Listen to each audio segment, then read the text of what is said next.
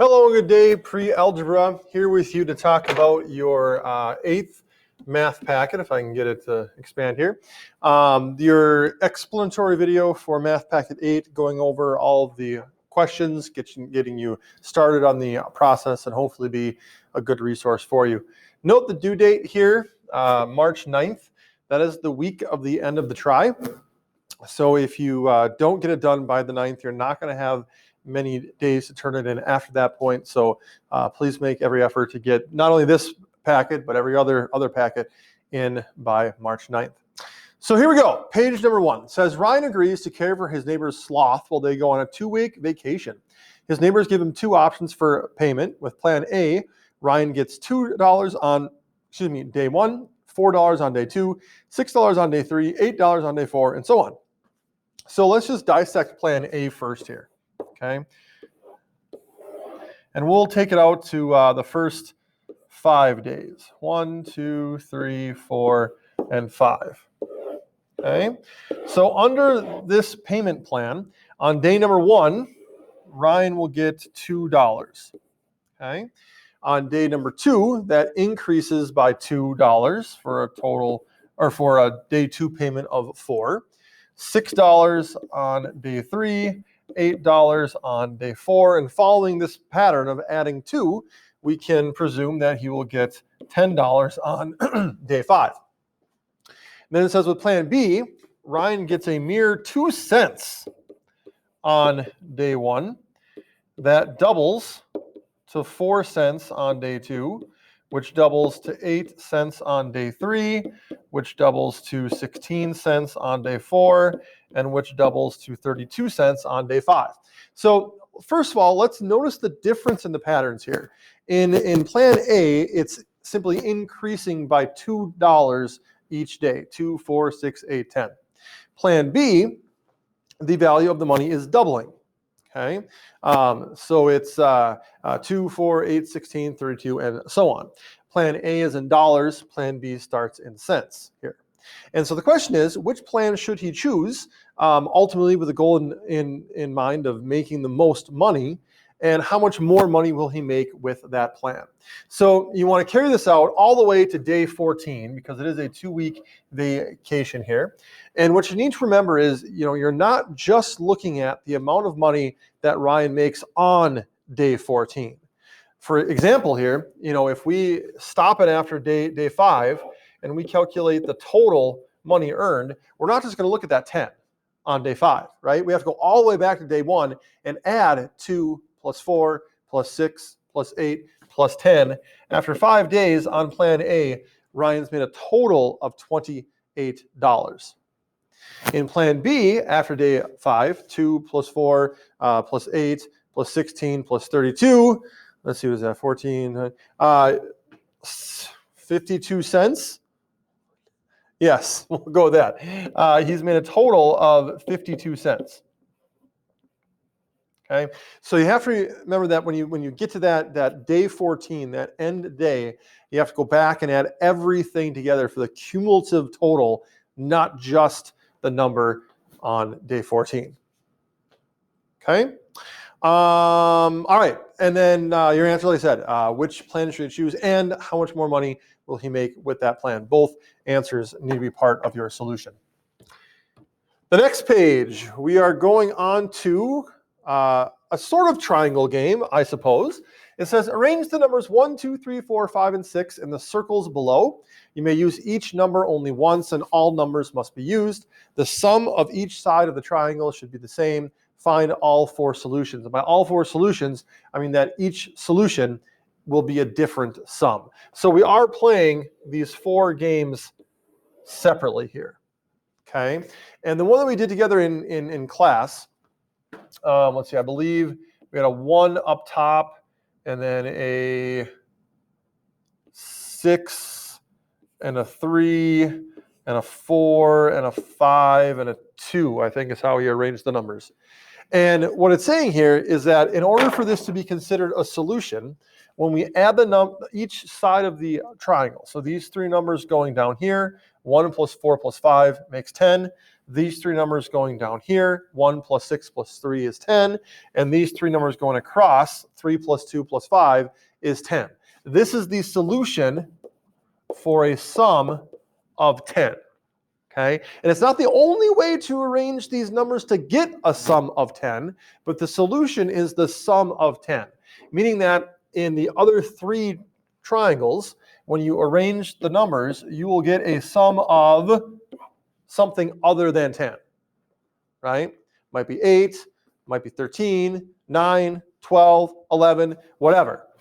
And then the triangles on the bottom, again, you will get a different sum for each of them. So I'm not looking for all of the different ways to arrange the numbers to get the same sum. We've already got the sum of 10, so you're looking for the ways to get other sums. This is kind of an educated guess and check type question. You might be able to, look at some patterns here. I mean, realize in the first one that we did here, what's significant about the numbers 1, 3, and 5 here are that they're each used twice, right? They're each a part of two sums, and then the 6, 4, and the 2 were just each used in one side. So think about what numbers you might want to use twice to achieve different sums and kind of take it from there. It's not uncommon for packets to be turned in with lots of eraser marks as you kind of trial and error here. As long as I can read your answer, okay, then that's okay. The next page is, I believe, the 5-card challenge. Probably not a whole lot of explanation needed here. You're looking for 15 points at minimum. So make sure that you are, check your equations in a calculator. Your calculator always does the correct order of operations. And so when you put these together, take the time to check them. Make sure they equal 10. They equal what they are supposed to. Then we come to the shaded area question. And again here, we're kind of similar to packet 7. You have this figure, and I'm asking for the area of the entire figure. So the area of this whole shape here, which in class we talked about, you might want to consider dividing this into 2 shapes. Find the area of this section, find the area of this rectangle on the bottom, the whole thing here, and then adding those 2 areas together to get the total area. Okay, that'd be one method to do there. Of course, you need to do some calculation to figure out the side lengths of each of these. Like this 20 refers to this entire side. So if you divide it into 2 rectangles, 2 shapes, you have to separate, what's the length of the blue, what's the length of the green, and use those measurements appropriately. Okay. For the area of the shaded region, kind of like we talked about in math packet 7, once you get that area of the entire figure, if you subtract from that area the white section, you're going to be left with the shaded area. Right? So that's why we find that total area first. If you take the total area and subtract, this section in white here, you're going to be left with what you actually want, which is this shaded part here.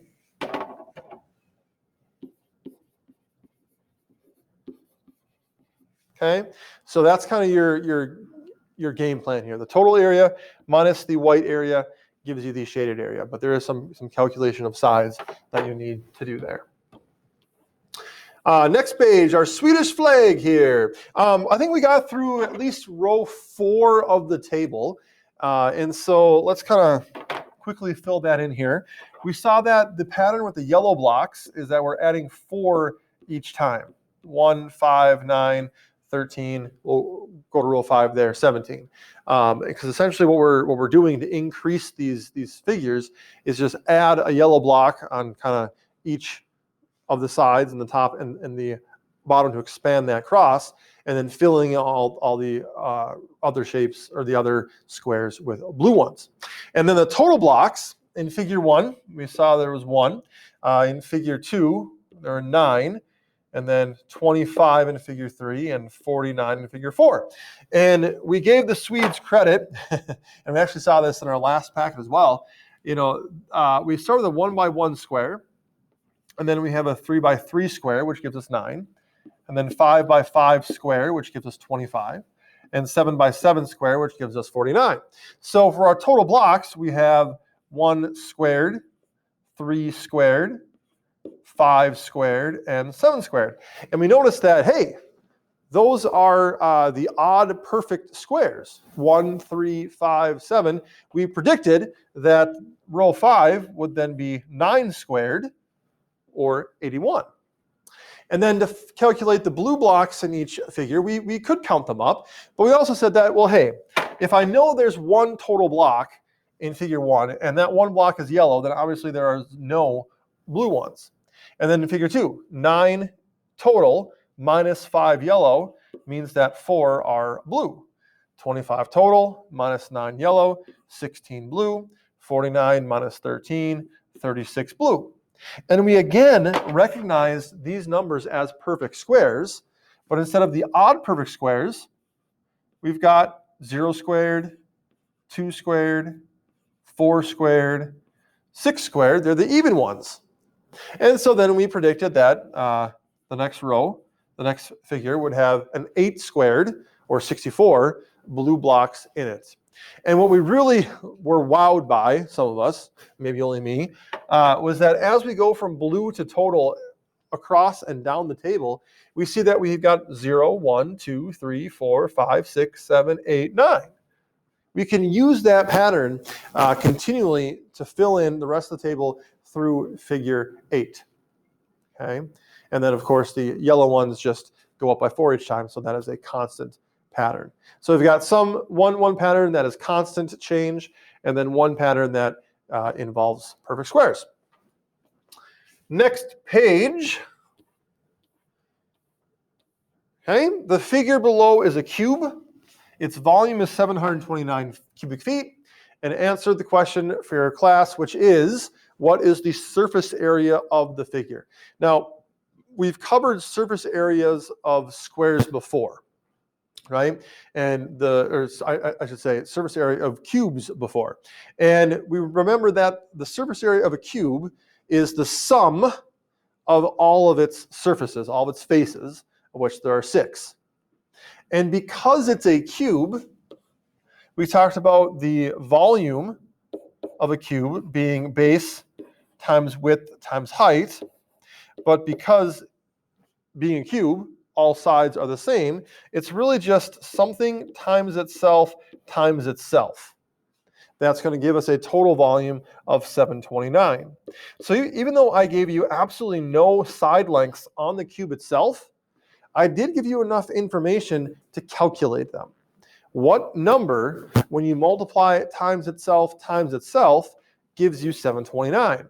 And we talked about how, taking 729 and dividing that by 3 isn't really the way to go here, because what that's going to give you is what plus itself gives you 729. We're looking at what times itself. Okay.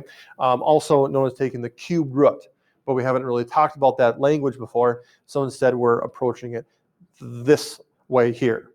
So once you get that value, that's going to represent the side length. Okay.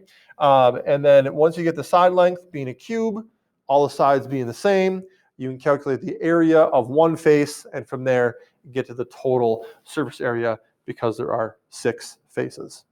But it all starts here. What number times itself gives us that 729 volume of this cube? And that leads us into our next page, which is on volume. These are the magnificent 7, the 7 shapes that we've talked about in each of the previous 7 packets. And now you get to pick and choose what you want to work with. Okay? You need to complete 3 of these 7. And I highly recommend doing this one because you kind of did the exact same thing on the previous page. And we did this one together in class. And what we said was, that given volume of 144, first of all, how do we get to that 144? What is the formula for the volume of a rectangular prism? Well, just like a cube, It's base times width times height. But unlike a cube, not all three of these lengths are going to be the same. Okay? So what we said was we're looking for three numbers that multiply to make 144. And a little trick that I showed you, we weren't really be able to come up with three numbers off the top of our head that multiply to make 144, but we were able to come up with two of them. 12 times 12 equals 144. And what we did was we took this second 12 and we rewrote it as a pair of factors, 3 and 4.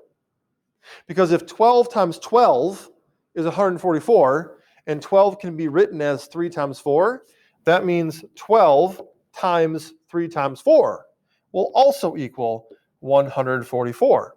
So one possible answer is 12, 3, and 4. I think we also use 12, 2, and 6, because you can also break down that 12 to be 2 and 6. Okay? But this is a trick. This is a method that can be used to help you with other ones also. If you need assistance looking up the formulas, you can look at previous packets for that. You can go to the Google, ask a friend, ask your local math teacher, parents, right? Anyone who's able to help you get those formulas. But then you are picking values of the length, width, and height, or whatever those dimensions are, to get to that volume. Okay? And again, you're doing 3 of the 7. We've done 2 of them. You've got 1 more to choose.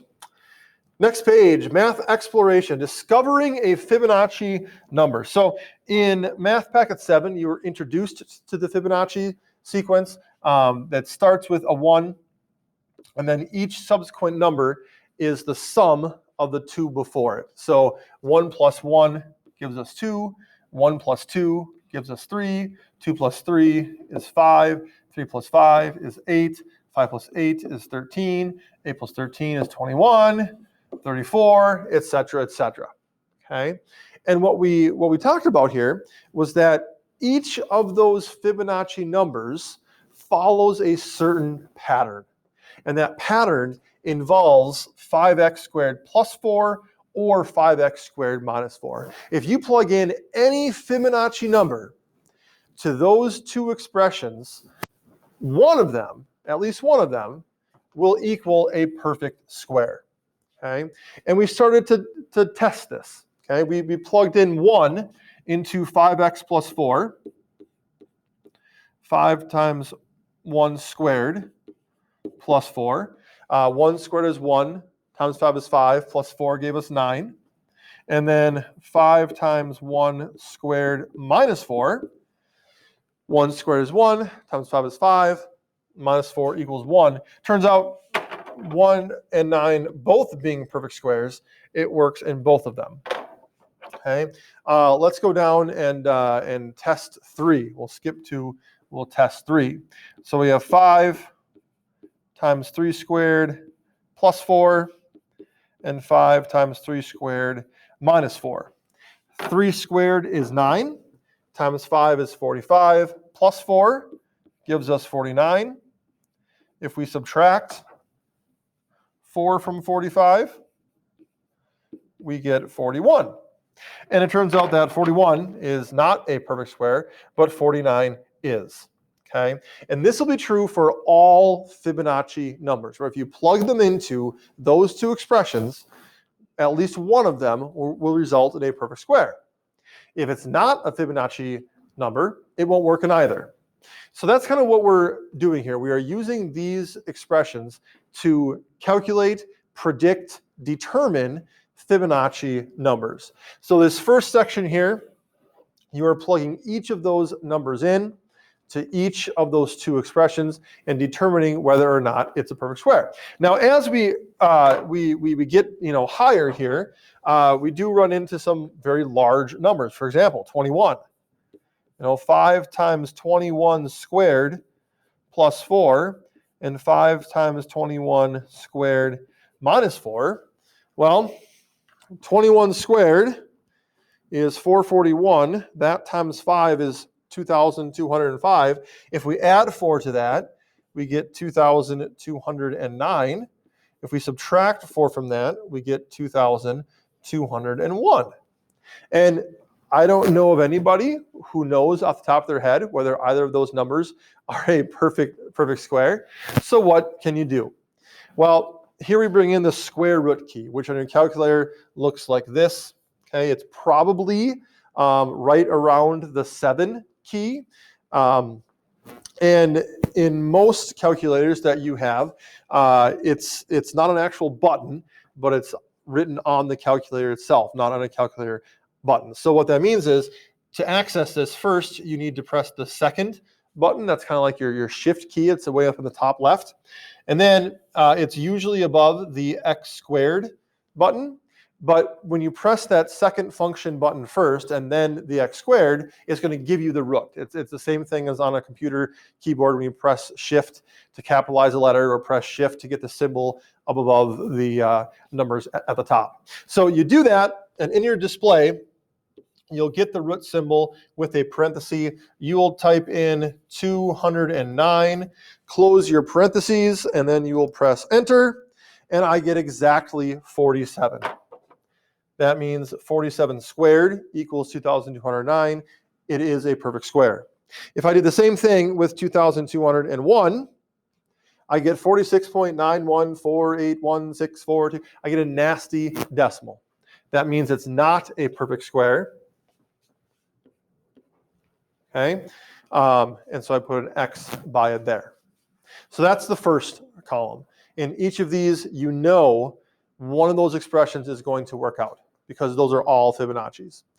The second column here, it says below are several numbers. Determine if each is a Fibonacci number by using the two expressions above. So here, I mean, we have the benefit of having the sequence written. 12 is not a Fibonacci. So when you plug 12 into these expressions, we kind of already know it's not going to work in either of them. You still need to test it. 13 we know is, because it shows up here, okay? You still need to test it. 30 we can say isn't. You still need to test it. 34 we know is. You still need to test it. But after that, 52, 89, 377, are they or aren't they? You need to plug each of them into both of the expressions and determine whether or not it's a Fibonacci based on whether or not you get a perfect square. Then the last one, you get to choose your own. It says select 3 positive integers not already listed on this page. So none from the first 2 columns, nothing from up here where we've written the sequence out. 3 completely new numbers to test and show how you can use the expressions to determine if it is a Fibonacci number.